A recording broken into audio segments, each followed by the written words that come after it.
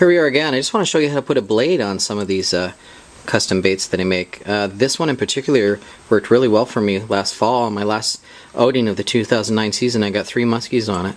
It's quite simple to make. Go look at the other tutorial to find out how to put all of this on, including the jig head on this big shad and then your trailer. You might even be able to see it here quite nicely. But notice what I've done. In order to put this piece of metal all the way through, I attached up here a little piece with a loop, and that has been shoved all the way through to the back, so it's secured onto a hook. I could have also secured it onto this last one here.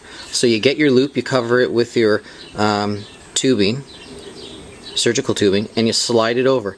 But you might want to try shoving the piece through first and then bending the bait in order to get on the loop with the shrink tube or your surgical tubing.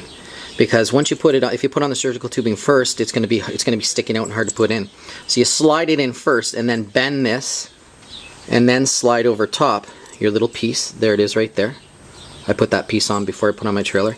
You run it all the way through, and all you do is you put on, in this case, this swivel, ball bearing swivel. This is a 30-pound swivel that has actually held up beautifully on a lot of my baits. And then you put your split ring, and then the blade turns beautifully. And when you rip it, it rips through the water and the blade moves. It's a great attractant. It makes a lot of thump depending on the blade. This is more of an Indiana style. It's a hammered copper. And it's relatively cheap. I don't need expensive blades in the end necessarily. I get banged up on the rocks sometimes too. Works absolutely beautifully. So when you rip that bait, that blade turns beautifully. And there you have it. So if you want to see the actual making more of this actual bait style, you can look at the other tutorial, but that's how you add the blade. Make sure a loop is attached to one of the hooks so that this piece does not tear off no matter how hard you pull it.